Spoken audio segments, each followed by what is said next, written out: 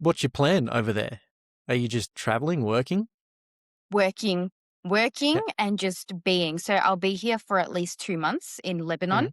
I was in Turkey for between December 11th and literally yesterday. So, yeah, I'm very grateful. My work is online, so Mm. I can do this. Um, yeah, Epic. So what is work? When you say you're working work. online, what are you doing? So I am a counselor. I'm a holistic therapist, so I work with my clients to heal their childhood traumas. I work with their nervous system to free the stored trauma in the body and essentially rewire the nervous system for peace, love, abundance, all the things that we were before the world got its hands on us, you could say. So, coming back to your core. Yeah, I absolutely love that. And I've been diving into your content and you're real authentic with the way you come through. And the True Form podcast is all about finding your true form and your true self. And you come across as somebody that has done that. So would you say like you're living a life true to you? And how have you sort of come to do that? Yeah, well, firstly, thank you so much for the kind words. I'm really glad that essentially my heart does come across in my content because Mm. I am me. There's no filters, there's no mask. Like I'm just there to give. And yeah, I definitely talk the talk and I walk the walk. Like I have embodied every single thing that I speak about and I'm so passionate about it because I went through a lot of trauma from my childhood and then that continued on into my early adulthood. And so I always knew that we can have and create whatever we want. But the thing that holds us back from that is what we've been through, which creates beliefs that aren't conducive to the life that we want, right? And we all have a different version of success and peace and happiness. But ultimately, it's about releasing the things that took you away from your authentic essence, right? And so it's been years that I've been on my own healing journey to awaken and come back to who I was, like I said, before the world got its hands on us. And so, yeah, like my parents got divorced when I was 5, and then growing up with abusive step parents, Mm.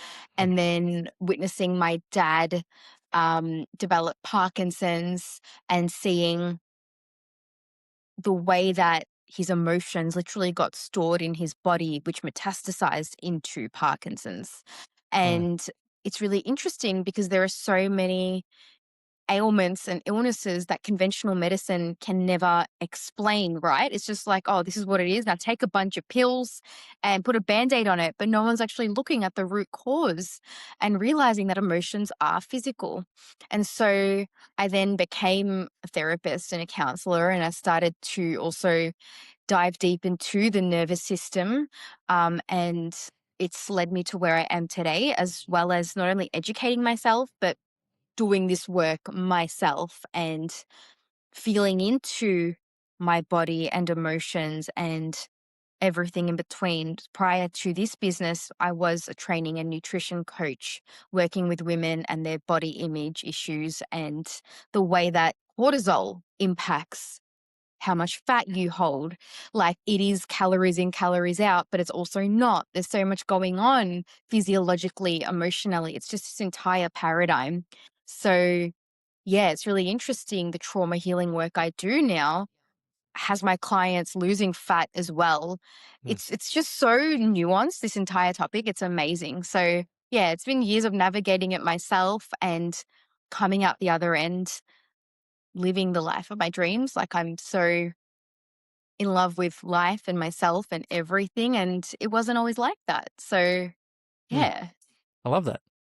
I love your saying of and when the world gets a hold of us, and it really does, and it can control us in many different ways. And a big thing I talk about is being aware, like being just aware of the world around you and the impacts. It's very hard sometimes to see what is actually negatively impacting your life. And again, like stress, you can just be holding body fat doing all the right things. You can be exercising, sleeping, eating right. But if you're overstressed for whatever reason, you might not even see it.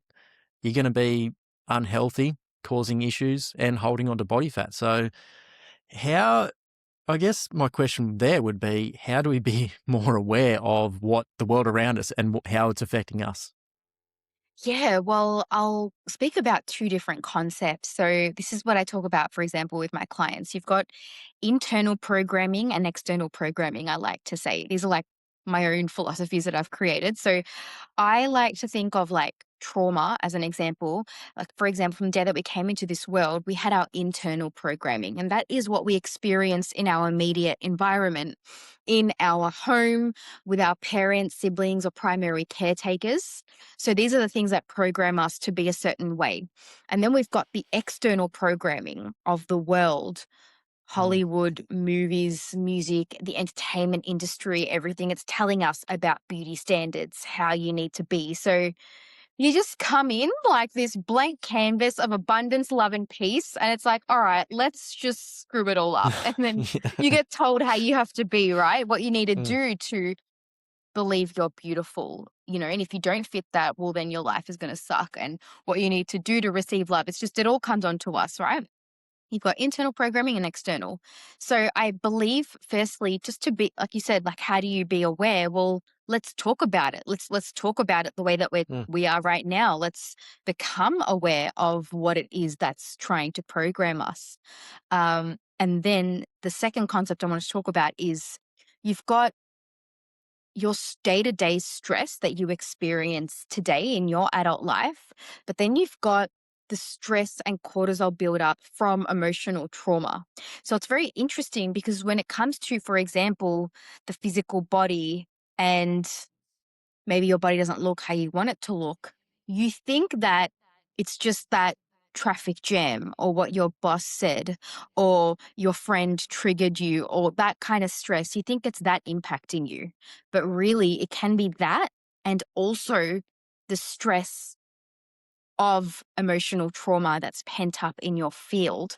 That's mm. where the nervous system regulation, emotional regulation work that I do with clients, for example, that really comes in to go back to those experiences and to free that cortisol, free that stress. So, yeah, I, being I'm aware of this. Yeah.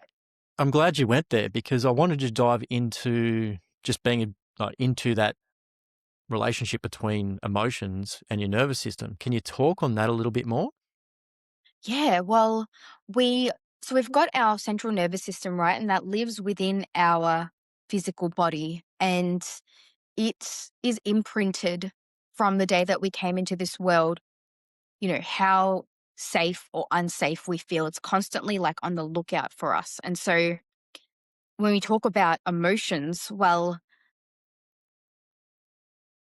let's just say, all right, I'll give an example. Let me Mm, think how to explain this. So, like, let's just say, like, you grew up and then you're like 5 or 6 years old, and then some sort of a traumatic event happens. Like, as an example, your dad is violent to your mum, or vice versa, mum violent to dad, whatever it may be.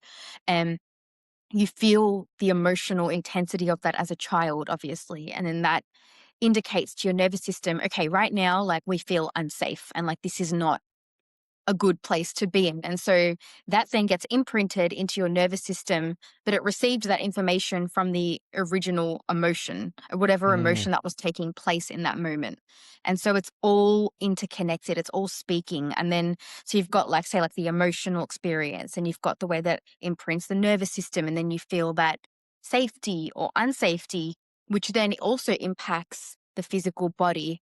And then that cortisol and lack of safety will impact your body in a variety of ways, such as holding on to excessive body fat, such as hair loss. Like, it's just, it can look so different depending on what's going on. So yeah, it's all like yeah. it's like a flow chart. Well, it makes perfect sense. And again, as you sort of just touched on with your dad as well, like we all deal with different things in different ways with different emotions. So it can come up in many different ways. So Yes. can you talk about how, I guess, if you're willing to, like your upbringing and then Mm. how you've overcome those traumas with yourself?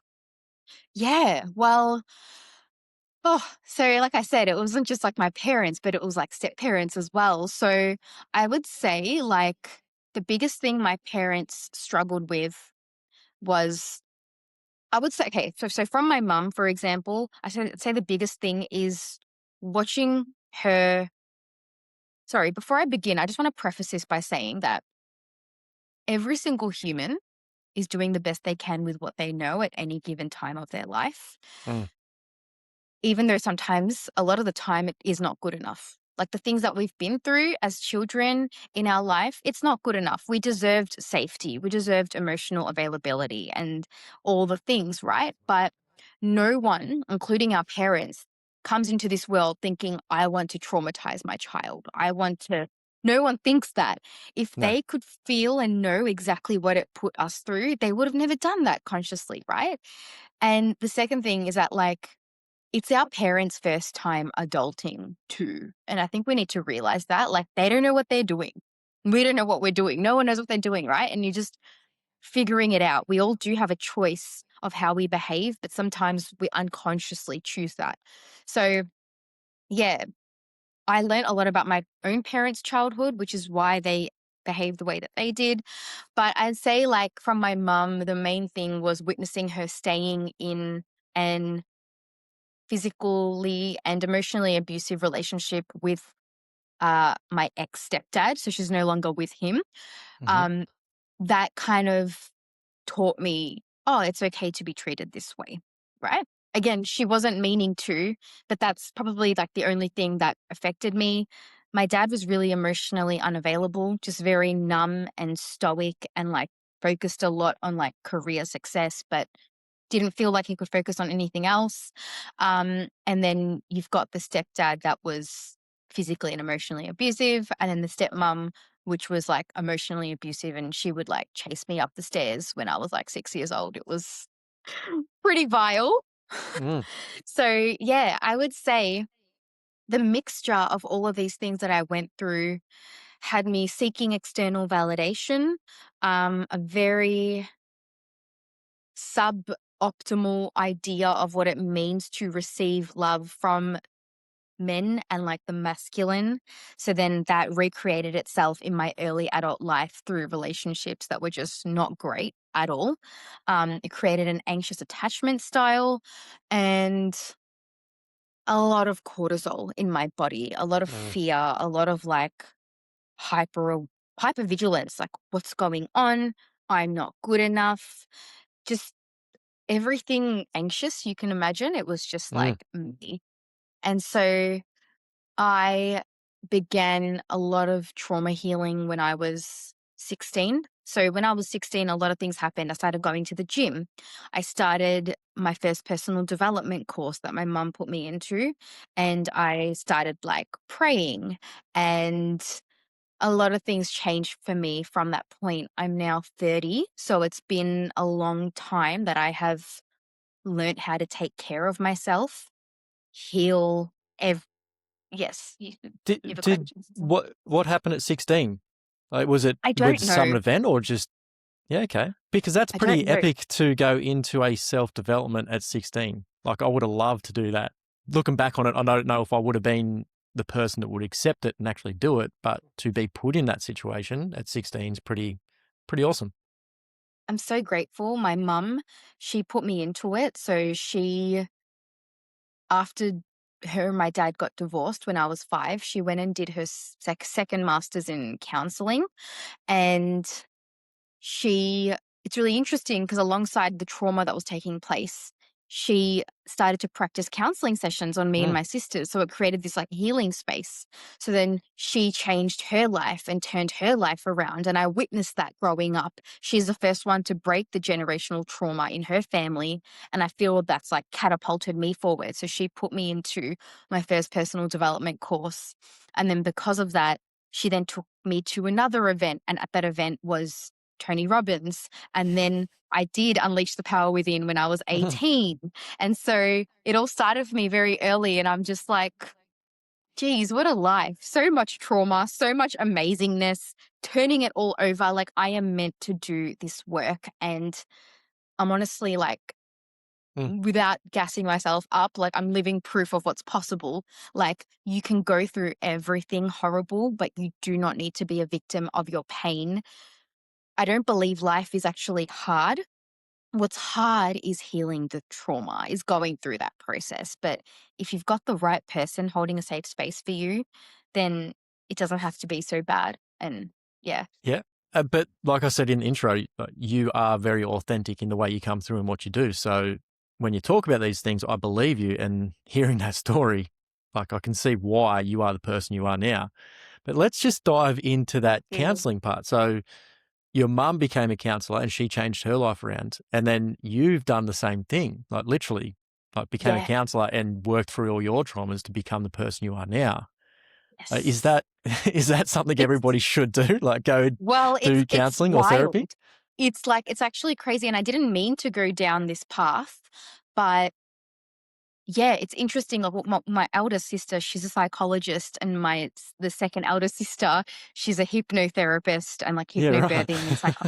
Yeah, so we've all kind of gone down this Mm, field, and I didn't mean to go down counseling myself, but yeah, I think naturally because I got into gym when I was 16, and then I started working at my first gym when I was 18, and then I mm, started like managing a gym, and then like I went into like posting online, and then I started my training and nutrition business. So it's always been that service-based role. Then I got my bachelor's of counseling. And so it's like, I think just being in that caring kind of role, definitely when you go through pain, it makes you so empathic, right? But as a child, I was empathic to the wrong things, such as over attuning to the emotions of the adults around me because they showed me that they couldn't care for themselves. So then I was really trying to mm, save them. And then that transferred into my friendships and relationships, trying to save. And so then when I, you know, did my somatic experiencing, counseling, therapy, all these healing modalities that I educated myself in, that empathic skill then has turned into my work and ability to do that. So I just feel like, yeah, a lot of people that have gone through a lot of trauma, it makes them very attuned, and it's a beautiful thing if you can turn that into your work. Yeah, it's not meant for everyone, but it's definitely meant for me. no, I 100% agree. Doing personal training for a long time now. Show my age. I Yeah. think I'm been doing it for about 15 years, but you definitely meet people, and there's certain people that understand that. And it, again, takes a long time. I think what you're talking about is really good because it took me quite a while. I'm a slow learner, but I was the same. Like I was always trying to help people and fix people. But as a coach or counselor or somebody trying to help, you can't do that. You can't change somebody. You've just got to give them the space and the information and the care and love to let them do the work. You can't do the work for them. Totally. And I love that you've been a personal trainer for 15 years. Like that skin in the game shows you're in it for the right reason. You know how the Mm, industry is. People get mm. into it because they love training and the validation hit. And they're like, oh, I'll help people train. And they don't realize what it really takes. So that says a lot. Like I already know you're an amazing coach just by being in it for so long. Yeah. Mm. Thanks. I Yeah. like to think I know what I'm doing by now. I hope. uh, Yes. so why are relationships so hard when it comes to even personal relationships, friends, family, business, co-workers?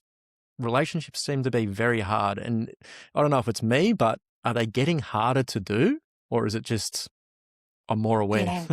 So, yeah, it's interesting because relationships, any relationship of any kind, like you said, back in, say, like rewind 10, 15 years ago, a lot of it was based off you're just in it because you're in it and you do it because you do it. And it's kind of like survival, or you don't really question the narrative, right? But I think with the rise of social media, we've all become so aware. Like you said, is it because I'm more aware? Well, yes, because we have the ability to create higher quality relationships now, but therefore the standard is higher. So it's like, it's very important to have people meeting us where we're at, which is why it can feel harder, sorry, and the pool feels smaller, but then the quality has increased too.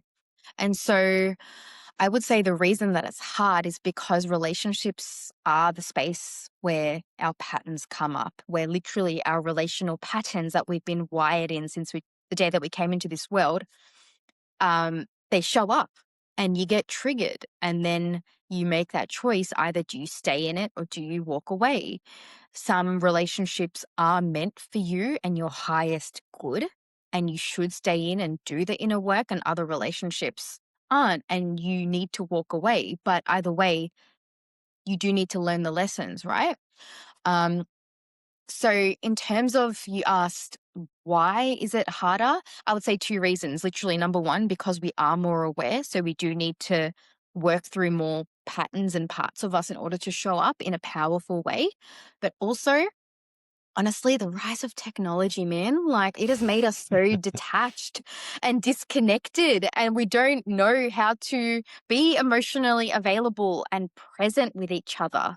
Mm, We don't know how to just like breathe and like be here. And the truth is, the quality of not just your relationships, but your entire life is in direct correlation to the regulation of your nervous system.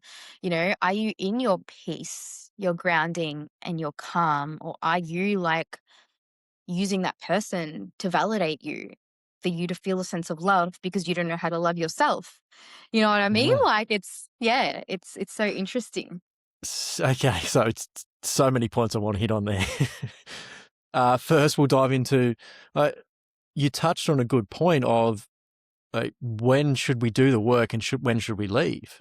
Because I think all Mm, relationships take work with yourself and the other person. And again, being honest with yourself and the other person is a big part of that. But at yes. what point, like, say there's friction or something's not gelling, like, at what point do you go, okay, this isn't working, or we should work on this? So I think the number one thing is making sure you're in relationship, like whether that is romantic or whatever kind of relationship that is both parties having a willingness to grow and to want to be better and to want to learn. We think relationships are just a space where we give and receive love and all the good feelings, which, yes, it is that, but it's also a container to grow, and it is Mm, a mirror. It is such a powerful mirror to see more of yourself. And if you're just going to be focused on your ego not getting bruised, and you're going to tiptoe in that relationship and you're going to freak out, right? The second that anything hard comes up. So, the most important thing, number one, is a willingness for two parties to work on themselves. And that will naturally allow the relationship to evolve and be what it's supposed to be.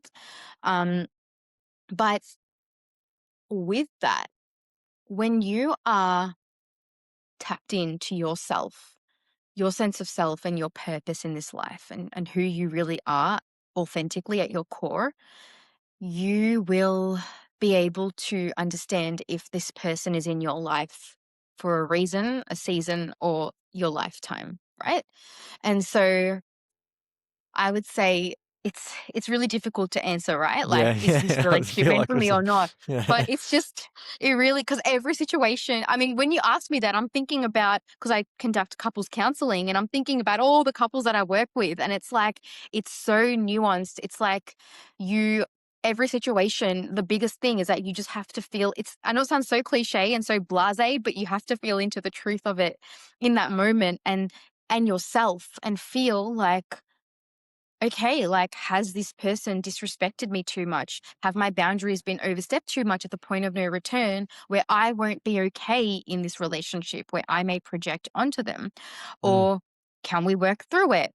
Are they willing to work through it? Like, there are so many questions that need to be answered before we can actually get to, is this worth staying in my life? So, All right. So, what about some practical things that people can do in those situations to figure out if that is worth doing? So, like, is journaling something, like sitting down with the other person? You should just sort of sit with yourself first. Like, any yeah, practical things that they should be doing, can do? always sitting down with yourself and finding out who you are and what really matters to you.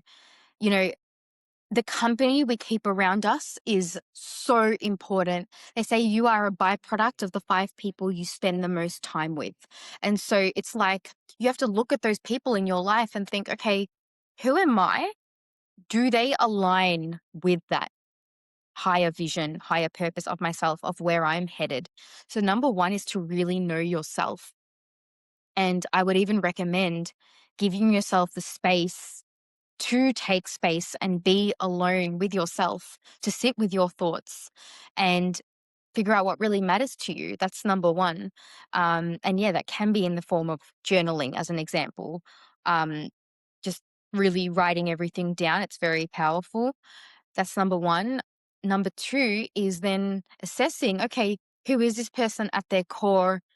Would they be open to change? But also realizing, you know, you shouldn't necessarily look at someone and just think that, yeah, I need them to change, because 90% of the time, the person you see in front of you is who they're going to be, how they're going to stay. Old habits die hard, right?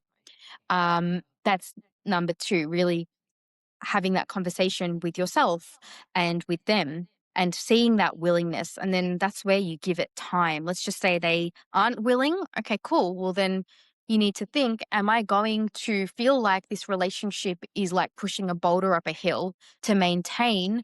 Or do I want to keep them at an arm's length, maybe? Or do I let them go? You have that kind of conversation with yourself or with them.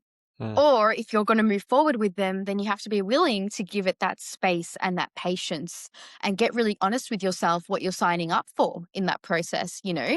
Is it worth having that patience, or are your resources better allocated somewhere else?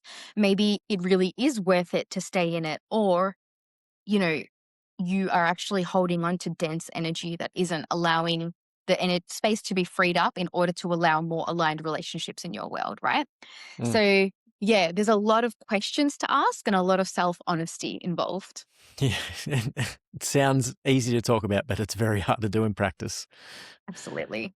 You touched on the 5 friends. I think I heard that years ago, and I've been trying to implement that the best I possibly can.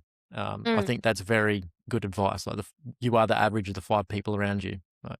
So if you, again, environment is a big thing. So if you're not really getting what you want, or you're not where you're at, you need to change the environment, and generally that comes from the people around you.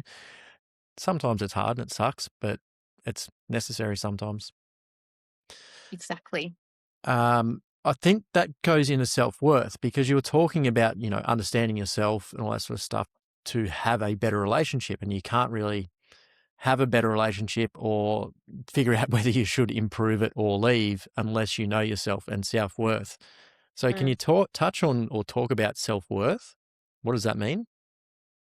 Self worth, truly at its core, is to know yourself and to see everything that you are, again, before the trauma and programming, because the things that we go through as a child and then into our early adult life, it shapes us and our idea of ourself. Now, if that wasn't in the highest good and love, and if you weren't consistently being told what you deserve, which is how amazing and beautiful and powerful you are, and that you can have whatever you want, and that you're okay, and that your emotions are valid, and all these beautiful things that I could harp on about, for if you weren't given that, well, that's going to impact the way that you view yourself.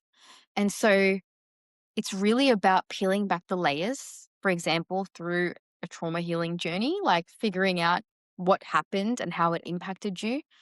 And through that process, you naturally come home to yourself, and then your self worth increases because you're like, oh, I'm not what dad said about me, and I'm not how my mum made me feel. It's really interesting because, for example, for a lot of people, it might not be mum and dad. It might be their step parents. It might be their grandparents, siblings, like whoever our primary caretakers were, right? Um, we don't just absorb the way that they treated us. We absorb the way that they treated other people and how they treated themselves. Mm, So, yeah, like I witnessed the adults around me also talking bad about themselves. So then I talk bad about myself because I'm like, oh, this is how you human.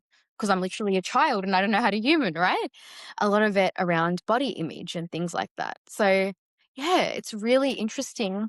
It's literally peeling back the layers. And you were going to say?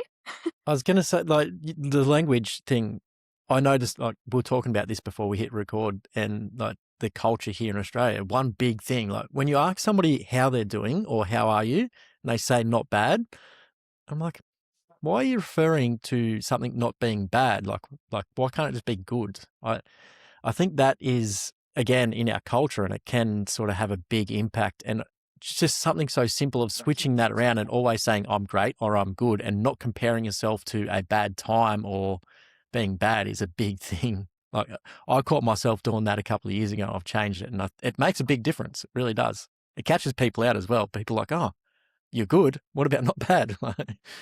Absolutely. Yeah. And again, when you talk about Australian culture, it's very like vanilla. And it's like, oh yeah, not bad. And yeah, just having a beer, kicking back. And it's like, bro, like, come on. Come Mm, on, like let's get some zest. Let's get some excitement. Like, who are you being? Like, tell me you're fucking great. Tell me what is happening for you, right? It's so mm, true. So yeah, it's like, let's just stop being vanilla. Like, what do you want from life? Who are you? Like, mm, tell me what you've been through. Like, let's grow, let's create. Like, what are you here to create? Like, this existence is so magical. Like, what the hell are we doing here on this ball, on this rock in the middle of like the galaxy? Like, there's so much happening around us, and we're just going to think that we're a victim of our pain and that nothing's going to change, and like what we've been taught is how we're supposed to be. Like, no, get screwed. Like, this is amazing. Like, we have so much power. And when we can tap into that, anything is possible. Honestly, like, I am living inside answered prayers right now. And like, I have been for a while, to be honest. And it's just like, fuck, if you told 5-year-old me that, she'd be like, what? But again, anything is possible. And this is why I stand so hard by my work. And like, it's literally, there is nothing you cannot heal, nothing you cannot turn around. There's nothing you can't have. You just have mm. to be willing. So, All right. So in your notes, so for everybody listening or watching, when I get a guest on, I ask, like, what do you want to talk about? And one of the things is attracting money and career and success. So how do mm, we do that? I've seen that and I'm like, sweet, I'm ready. Where is it all and yes. how do I get it all? I love that you've asked me this after the self-worth question because Mm, it's directly linked to self-worth. So, in the end, anything we want in this life, whether it's external, right? Money, that relationship, that whatever it is, it's because at the core of it, we are trying to feel something. As humans, we're spiritual beings having a physical existence. We just want to feel. We want to feel free. For example, when we talk about money and career or business success, it's like we want to feel powerful. We want to feel free. We want to feel like we're safe. We have enough, right? And so it is wild when I work with my clients to heal their nervous system and bring them back to that safety when we release the cortisol and stored trauma that then creates this feeling of internal safety, self worth, security. That is the energy of money, literally, self worth, believing that you are worthy. A lot of people get held back from attracting money into their life because they're just like, oh, why me? Like, I'm not allowed. Like, why? Right. And then I'm just mm, sitting there like, why not? Like, and then we peel it back even more. And it's like a lot of programming that money is evil and money is bad. No, it's not. It just amplifies what's already inside of you. If you're a good person, then you're going to do good with that money. Like, not just in terms of giving charity, but yes, investing into yourself so that you can show up more powerfully for the people around you. Like, we need more good people to have money in this world. There's a lot of bad people that have money in this world, right? Money is a neutral energy. It's just who has it. And so that brings it back to that self-worth piece that you're deserving of it. And then we've got safety and security, knowing that you are taken care of and you are looked after and loved. right? That you are guided, whatever your belief is, whether it's in God or something greater. There's something greater that exists beyond us, right? That's taking care of things that we can't explain sometimes. It's tapping into that grace and knowing that you are safe. Like you're not dying, like you're here. Like if you are listening to this podcast right now, you have a sense of safety, like you're privileged in some way. Everything is okay. But how can you feel safe if you've got that stored cortisol and trauma in your body? If you don't rewire and regulate your nervous system back to who you were before that trauma. So again, when we go through that process Mm. of healing, of uncovering the layers, that's when money and success, like that career, business success, literally it meets you. You're not chasing it anymore. You're not trying to seek external validation. You're not just focusing on money and money, it's cash money. Like who cares? Like in the end, it's what we want to experience, right? We want to travel. We want to buy whatever we want. But in the end, it's not about the things. It's about what you're trying to feel. You want to feel free. You want to feel cool or whatever it may be for you. But behind it is that feeling. And focusing on creating that feeling, you can't just sit there and be like, okay, I choose to feel this now. Like, yes, you can try to focus on it, but the feeling is in the body. That's where that inner work comes in. So, As you're saying that, there's so many things going off in my mind about my upbringing. Just going, I'm like, oh, of course, that makes total sense. right. I love my parents. They did the best they can. Still love them a bits. They're great. Growing up, we didn't have a lot of money, and Mm, the way they would talk about money or rich people was very negative. So that's been something I've had to work on. And as soon as you said, I'm like, yeah, of course. Like I was been working on it, but I didn't really put two and two together. Like on why I'm like, why is money bad and why are rich people bad and all that sort of stuff. So that makes perfect sense. Again, that's probably just yeah. So thank you. I love that. My absolute pleasure. Like, Yeah. that's so good. I love it. So we're going to go to one of my notes because you're touching on something there, safety. I had somebody on the podcast about 2 months ago, maybe longer, and he Mm, asked mm. what makes me happy, like me, Yes. and he stumped me, and I'm like, what does make me happy? So I've been trying to become an expert in what happiness is and what makes me happy in the last 2 months. So when I get asked again, I've actually got an answer. I had no answer for him on the podcast. So, Eddie, I love it. if you're listening, I've got an answer for you now. But you were talking on about that, and I think this ties into it. So, I'd love to get your opinion on it. Like you're Mm, talking about safety, and when you feel safe, you can start having abundance and start achieving more because you're confident in it. But like, I'm looking over there because my whiteboard's over there. It's written there. So certainty. So if you are mm, certain of a certain thing, you can be mm. happy. Like I talk about 8 pillars of health. I'm gonna forget them all, but like you got exercise, nutrition, sleep, um, relationships, self-worth, philanthropy or giving, all that sort of stuff. There's obviously a couple of more, but I think being certain in each one can create happiness. And if you're not certain of your outcome. So if I'm just going to use exercise for an example because it's what I know best. Yep. If you don't feel strong physically, you're not certain of your health because if you fall down, you can't get back up. So, there's uncertainty there that, you're not strong. So you're not really happy in that situation. And then you could obviously put that into relationships. If you're not certain that this person has got your back and loves you, then you're not going to be happy. So you can't have a good relationship. Am I right there? Like, is that on the right path of Thousand being percent. happiness? Yeah. 1000%. Because, like, again, you're linking it to safety.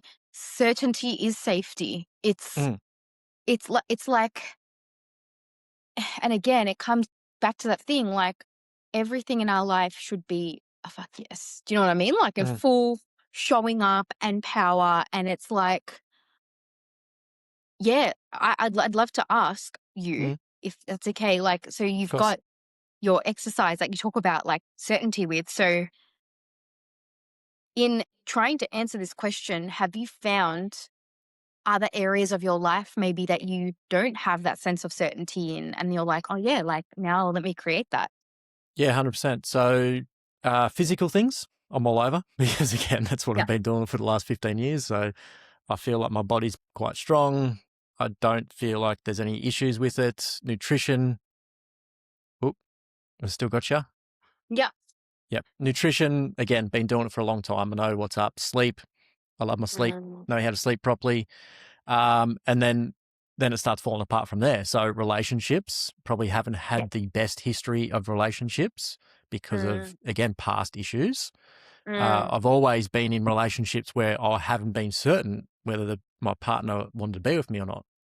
There's always an Mm. underlying thing like, is she going to leave tomorrow? So obviously Yes. I was always trying to, you know, make her happy in some sort of way to make her stay type thing. Um, Business as well, philanthropy or however you want to call it. So yeah, so I guess going from the physical into the spiritual energy, emotional, that's where I Yeah. start falling apart. So I have been doing a lot of work on the other what six pillars that Yes. I need to be working on. That's amazing. Like, that's Mm. so brave. And, talking about, like, the relationship piece, like, we literally needed our like I said, our home surroundings to teach us exactly what real love is. And if you didn't, well, then you're screwed. And it's like, damn, like, honestly, like, in school, you learn math, English, blah, blah, blah, whatever else. But you don't get taught how to love. You don't get taught how to invest. Why? Why aren't you teaching me that? I could be getting traumatized at home. Do you know what I mean? So it's like, yeah, like, Yeah. I'm not saying it's okay, but you're just so not alone. Like, me too, man. Like, Mm. relationships, like, it's a learning journey, right? And it's like, but again, you look back at your patterns and the answers are always there. And then when you can, like, heal that and give yourself what maybe you've been trying to seek or what you've been trying to push away, like, it looks different for everyone, then it's Yeah. like I said, anything's possible. So Yeah. yeah. This podcast has helped a lot. Like, I'd say it's a true form, and I do it for everybody else. But honestly, it's just for me trying to navigate my my way through this life. And what you're talking about, mirrors. I had a guest on ages ago, Christopher August, and he was talking about mirrors, and that was Mm. like a light bulb moment as well. Like, he sort of said it in the way similar to how you were saying it. But if you are the mirror putting it out to the world, so if you're not getting what you want, again, whether it's in health and fitness, exercise, relationships, money, like, it's you who is not getting it. Like, you've got to change yourself. It's just the mirror out there, and you've got to reflect what you want. And that's Totally. hard to do. So I guess I'm going to flip this back onto you. Like, how do we sort of start finding our true form and talk to ourselves in a way that's going to help us get self-worth, which in return attracts money, success, whatever relationship, all that sort of stuff? Well, I'd say number one, honestly, like, everything in our life, like we talk about with the mirrors, it's giving us data and feedback. So, like, if something goes wrong in our life, or like if we fail, like, we think this is so bad, but rather we need to look at it as data. Like, okay, what have I created here? What Mm, literally, what have I created in this situation? How- What part did I play in this? And then that's where you start to find maybe parts of you that aren't okay, that has been relying on past patterns. And so, first, being willing to get honest with yourself, that's number one, and looking at your life more as data collection as opposed to this sucks and this is how it's always going to be. No, you can change the narrative anytime you want. You just have to be willing to. That's number one. And then number two is, yeah, being willing to look at, I know it's hard, but I always say, get your skeletons out of the closet and dance with them. Like, they are your friend. Like, we're so scared of them, but bro, you're the one that created it. Like, mm, you can heal it. And when you actually sit down with your demons and you're like, talk to me, you'll get like world-class information. They will literally tell you, this is what happened to you, this is what screwed you up, this is what it made you feel. And if you heal this, you can have the money, love, success, relationships, freedom, everything you desire. But we're so afraid, we're so conditioned to fear these parts of us, right? Our shadow parts. mm. But That's where the answers lie. So, yeah, like I said, self-worth is a naturally occurring experience that occurs once we peel back the layers and are willing to heal, not just intellectually know, mum said this, dad said this, and it screwed me up, but actually going through that process of trauma healing and feeling is what allows us to then release it from our body. And then it's crazy what you can create. So, So, like, we all know that journaling helps, prayer helps, meditation, yeah. all that sort of stuff. But I feel like it's a very hard thing to ask people to go and do, to sit down and Mm, journal. It's mm, a hard habit to create. Again, super uncomfortable getting those skeletons out and start writing about them. Meditation, again, like getting most people to just sit still for a little bit is almost impossible.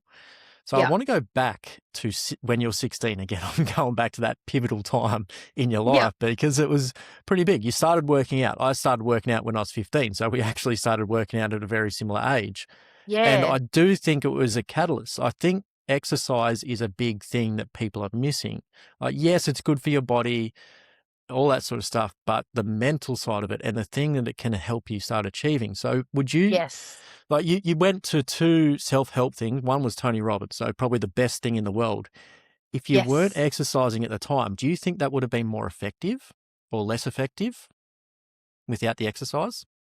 Well, that's the thing. Like, do I think, because, yeah, like it's crazy, right? Everything Mm, happened for me kind of at the same time. mm, And this is the thing, like, when we talk about stored emotions in the body, like moving energy, like training gives us that. Uh, if we look at specifically weight training, it's very grounding for the nervous system, specifically like heavy lifting as well. Like, you've got cardio, but then you've got weightlifting too, right? And that is very, like I said, it's very regulating, it's very grounding. And so these things help us move our emotions and pent up energy.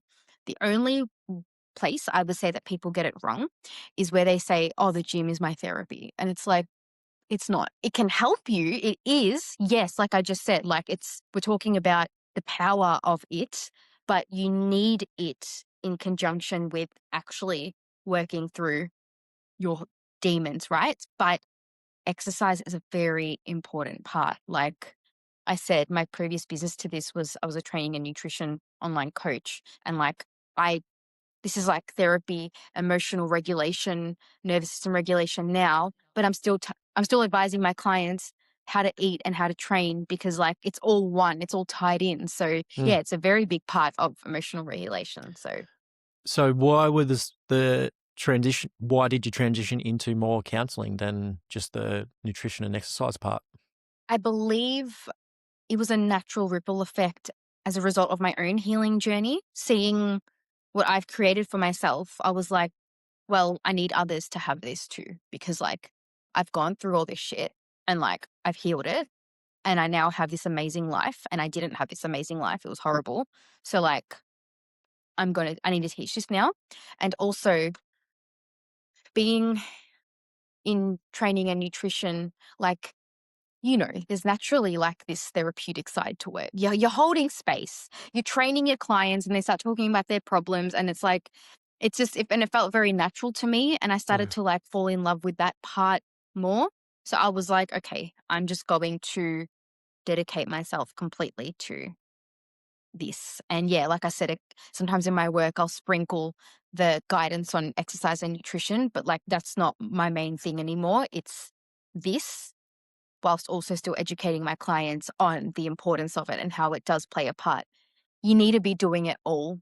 And it can feel overwhelming for some people to think, oh, I have to train and I have to feel my feelings and I have to cry and I have to be strong. And it's like, you know what? Yeah, you do. But this world is so about seeking comfort, like Uber Mm. Eats, Netflix, everything's just so quick. These cheap dopamine hits, like porn and like whatever else, right? And so we don't realize taking care of ourselves, lifting bloody weights, getting outside and going for a walk, engaging with nature, feeling your feelings, reflecting on yourself. this is what it means to be human, right? It's like the Mm, basic needs, but we're made to feel like it's hard and it's so much effort when really it's how we're supposed to be naturally. So, yeah, it sucks. I was talking to somebody the other day and he was saying how doing the hard stuff now makes it easier later. Like but it's yes, hard to train that into people or show people that. It's yeah, sure, it's hard now to eat healthy, talk about your emotions, sleep properly, exercise, but it's harder in 20 years when you get diagnosed with cancer or some sort of bone degenerative disease to come back from that. That's the hard stuff. Like doing this stuff, like that puts exercise, sleep, all that sort of stuff that in perspective. It's easy. So totally. It's like, are you going to invest into yourself now through time, money, and energy, or are you going to pay the medical bills later on in life? Like, choose. Like, you got to make a choice. Honestly, mm, like it sounds harsh, but we're not designed to have these lifestyles where we're lazy and not moving and not thinking for ourselves and feeling and, getting our morning sunlight and there's all the things. I'm sure. 100%, 100%. And that's where I want to go with that. So there's like all these things we need to be doing.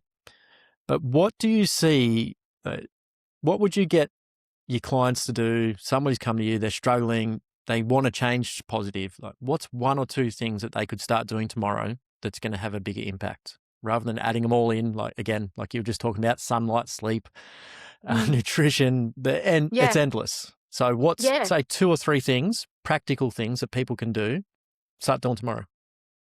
In terms of emotional healing, Any. Uh, everything, anything and yeah. everything. To Um, improve their overall health and wellness. Simple things, yeah. Yep. To be honest, the first thing that's coming to my mind right now, go onto your social media and unfollow all the people that make you compare you to them, honestly. And Yeah. like just Yeah. like the Love that. garbage. Yep. Yep. Like Mm, so simple. You can do it right now. That in itself is going to have a massive impact on your mental health. We don't realize how many things we are consuming and following and looking at. We know it's making us feel bad about ourselves. We mm, know it's providing a cheap dopamine hit, and we're just looking because we're curious. And it's just toxic, man. It's just toxic. Unfollow, block. Who cares? Do what you need to do. Like, this is your life, your mind.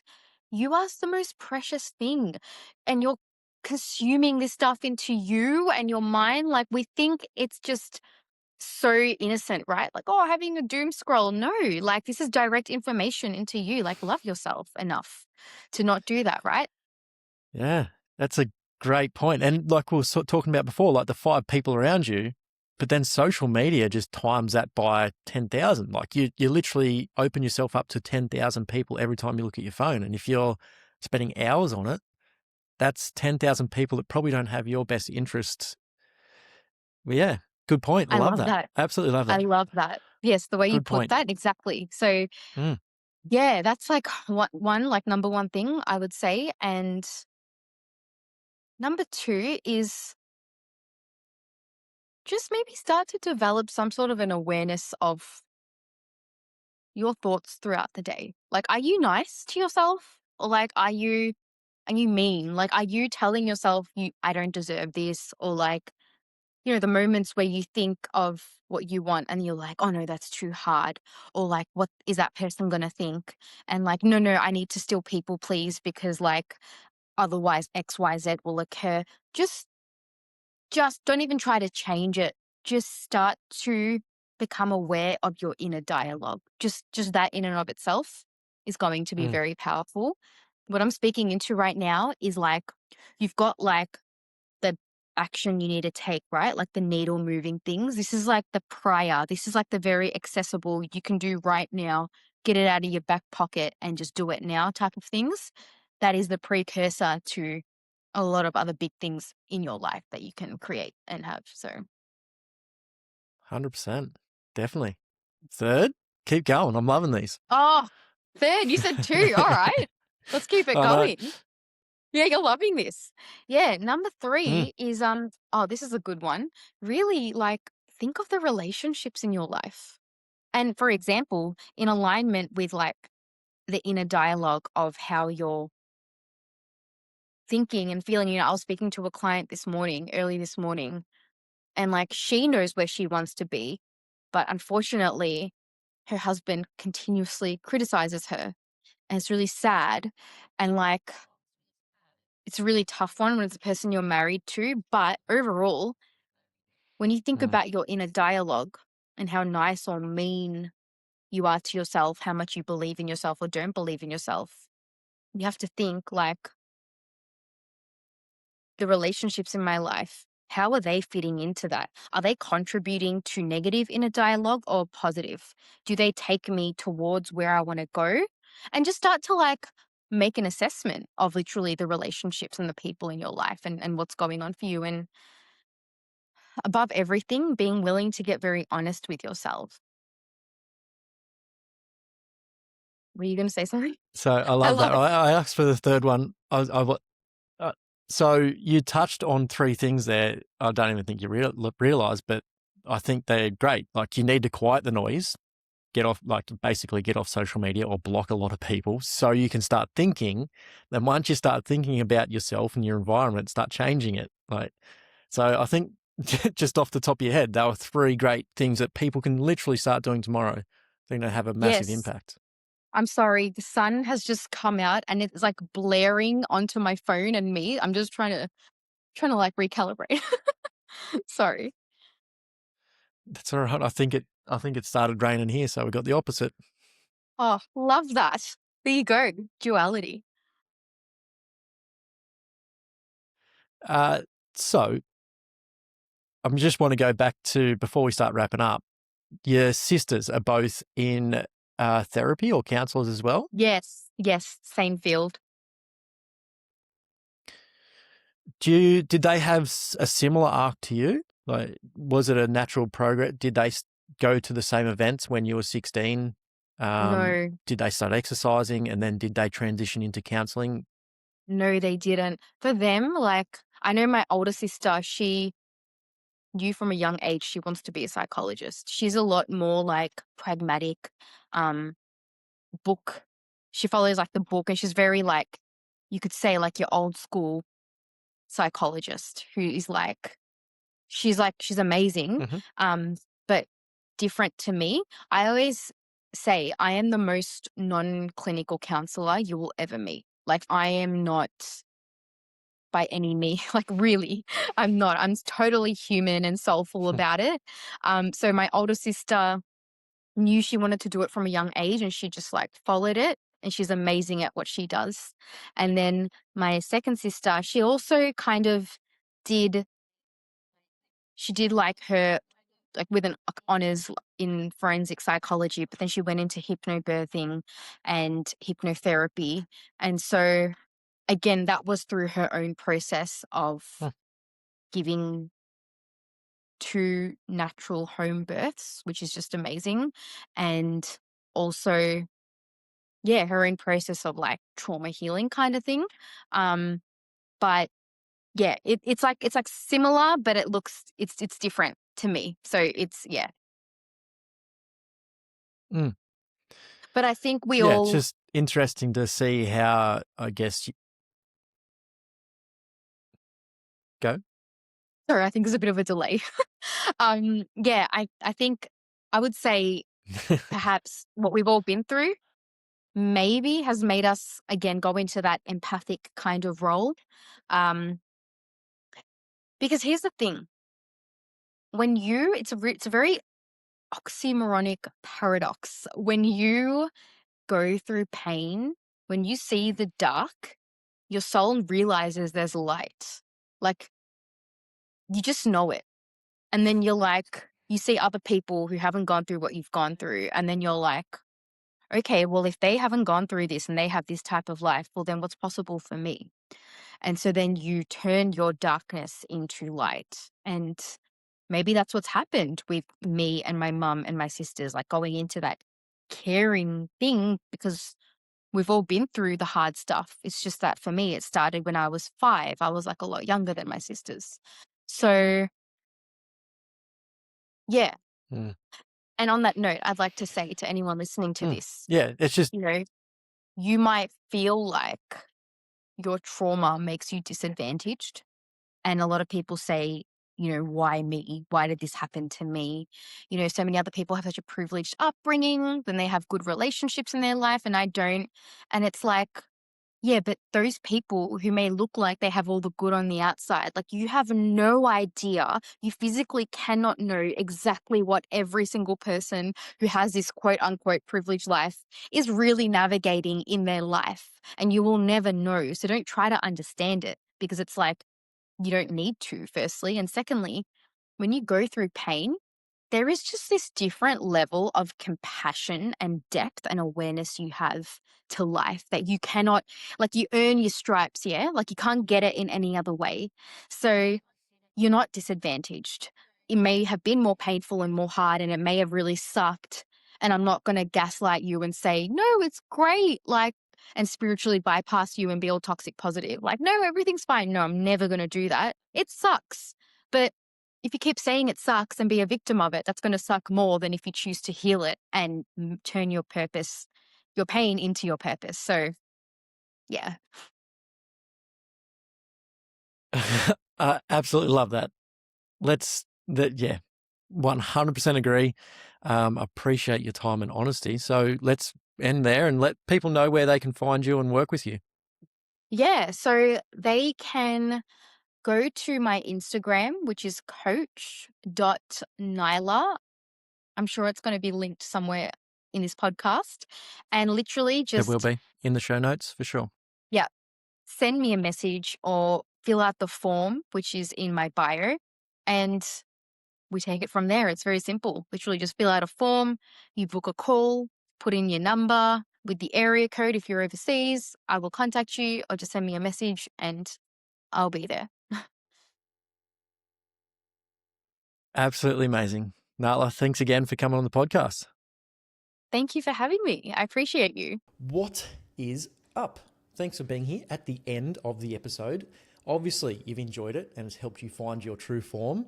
And I bet you know somebody that's going to help find their true form as well. So I'd appreciate it if you could copy this show link, send it to one friend or family member and say, hey, have a listen to this. It's going to help you find your true form. They'll probably have no idea what you're talking about, but it will help them. And I'd appreciate if you could do that.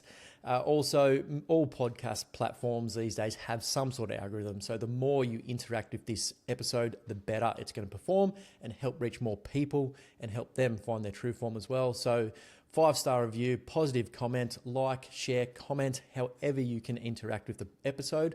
I'd appreciate that. And everybody listening that hasn't heard of the True Form podcast is going to appreciate it as well.